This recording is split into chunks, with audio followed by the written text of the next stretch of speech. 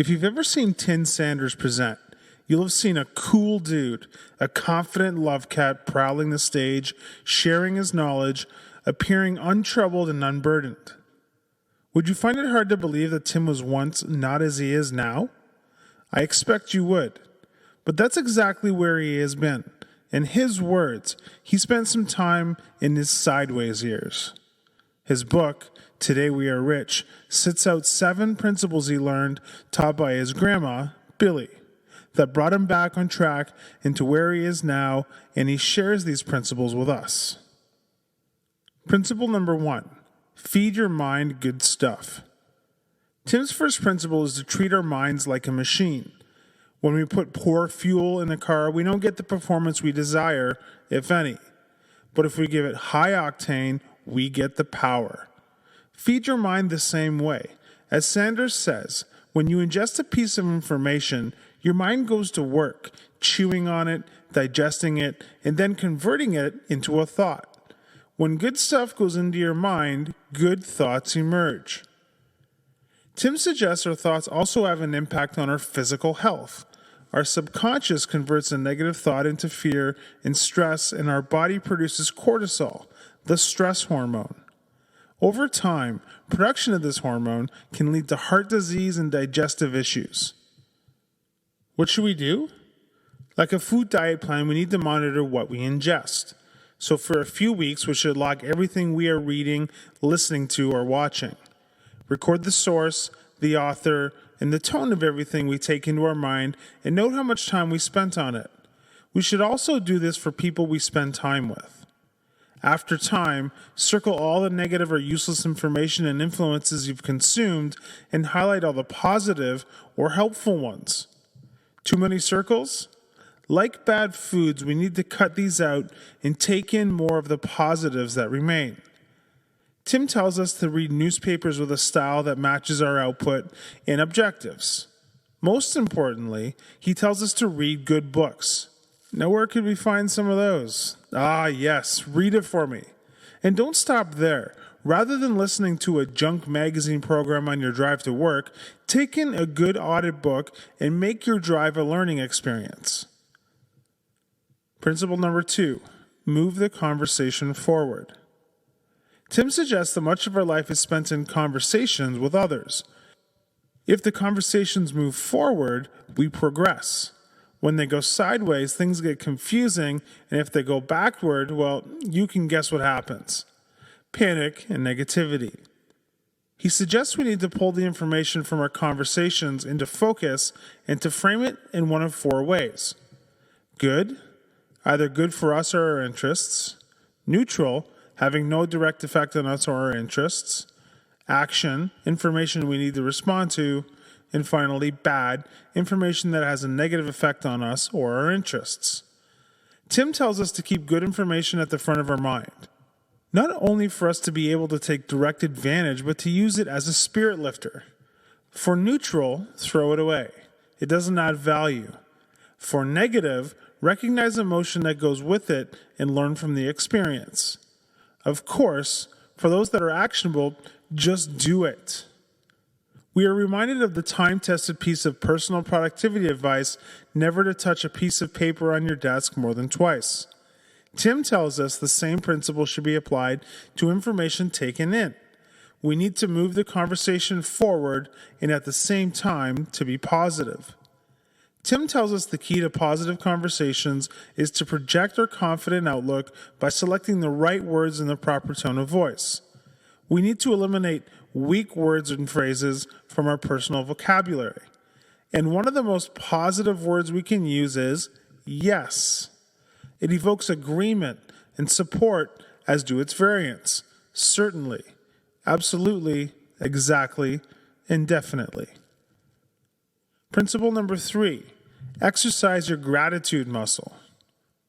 Tim believes the difference between a grateful person and an ungrateful person lies in the perception. One sees a life of beauty, the other sees a life of lack. So how do we know when we should be feeling grateful?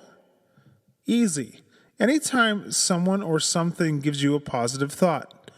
Anytime someone or something makes us feel good. The truth is, we deserve few, if any, of the things we've come to expect, wish for, or hanker after.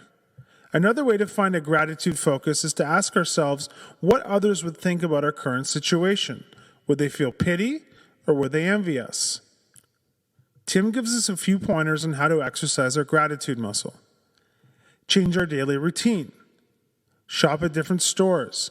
Change the way to work. Shake things up at work too. Begin meetings at work with a statement of gratitude to the others involved, especially if we've been working together for some time. We can use social media to do this as well, dedicating our status updates to thanking others for their contributions. If we have a grateful mindset, we can turn our have-tos into get-tos. Many people complain because they have to go to work today. Millions of unemployed people would be grateful for a job, any job, to get to. Principle number 4, give to be rich. Tim suggests giving is a wonder drug. Nothing can withstand its healing powers. Giving requires a focus on other people's needs as well as on our own assets. This redirects our mind towards strengths and away from weaknesses. When we give to others, we receive a gift as well. When we are burned out or down, a little time spent helping others can often lift us back up. When we need a break, Tim recommends a giving break instead. Help an associate, and he promises the next day we'll have plenty of renewed energy to get back on top. But give for giving's sake. Tim warns us when we give and expect a return, we are an investor. When we give and expect public recognition in return, we are a self-promoter. When we give only for the love of giving, we are generous. We shouldn't screen potential recipients for their usefulness. We should examine ourselves to see whether we can be useful to them. Principle number 5, prepare yourself. Abraham Lincoln is credited as having said, "If I only had an hour to chop down a tree, I would spend the first 45 minutes sharpening my axe." Tim Sanders says, like a newly sharpened axe, knowledge has the cut-through power to quickly move you from opportunity to achievement. Tim tells us to get smart, we'll have to read more than we ever thought we would. We'll need to think about what we've read and digest it into nuggets of insight. We should read books that apply into the space we are in, the people, places, and things that occupy the industry we work, or the role we have in life. As we read books, we should take notes as if we're still in college.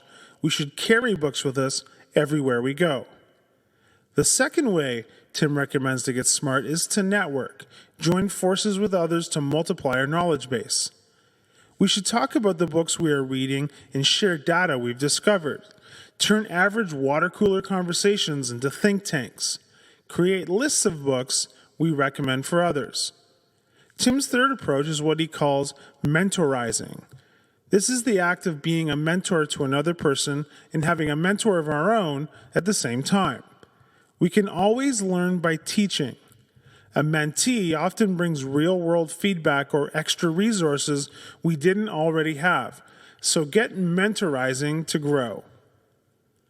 Principle number 6, balance your confidence. Tim believes confidence is never about us alone. Total confidence requires a belief in ourselves, other people in our life, and in something greater than ourselves. When we possess all three of these beliefs, we'll have a balanced confidence, something that can sustain us through uncertainties and difficulties. Confidence in self. Confident people have a sense of self-efficacy, a belief that they are competent enough to successfully complete the task at hand.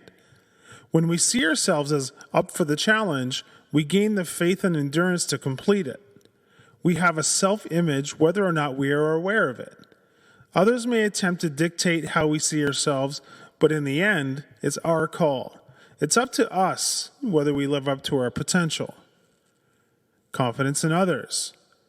Confidence in others requires a high level of trust, willing to let go of our control of a situation.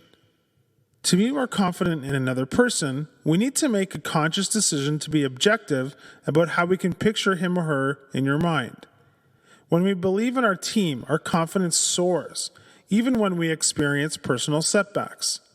With our team members, we are not alone. And as our confidence in our team increases, we can delegate some authority, defer some tasks, and then let go. Confidence in your faith. Essentially, when it comes to business, good things happen to good people, and bad things happen to bad companies. There's a guiding order to the way the world works. So, if we're running a business or selling a product, and we're creating a worthy service or product, we should have faith that in the long run, the market will reward our efforts. So how can we detect our higher purpose? Tim tells us the best way is to start with our gifts, talents, tendencies, abilities, natural skills, or instincts. Everybody has a gift, something they can contribute. We need to ask ourselves, why do we do this? How does this affect others? When we're faithful to a purpose, we'll have a sense of personal integrity. We'll feel connected to something greater than ourselves, and through that connection, we'll feel more powerful. Principle number 7, promise made, promise kept. Tim's final principle is to keep our promises, fulfill our commitments. Each time we do, we'll feel a sense of personal victory. Finishing, especially in the face of adversity, gives us a boost to our self-image and expands our limits of possibility. Tim advises if we make commitments and later break them, we confuse others about the kind of person we are. The reason many promises aren't kept is that they are treated as idle conversation. Most of the promises we don't keep are broken out of lack of persistence on our part. They are abandoned because of their unforeseen difficulty. So when we reach the emotional quit point, we should grit our teeth and go one step further, one more attempt, one more day. As a rule, it's a good idea never to offer a promise as a first response to a problem. Instead, we should ask a few questions to better understand the situation before we act. And when we think we can't deliver, we should say no every time, clearly spelling out why. A few final tips from Tim. Once we make a promise, we should document it. Otherwise, it can slip between the cracks. We need to be clear about the time frame for delivery and set realistic expectations. Start planning as soon as we confirm our promise and put the delivery deadline on our calendar. Finally, deliver the product of the promise directly to its intended recipient. If we are willing to keep our word, no matter how futile it might seem or how difficult it may be, we will win friends and influence people.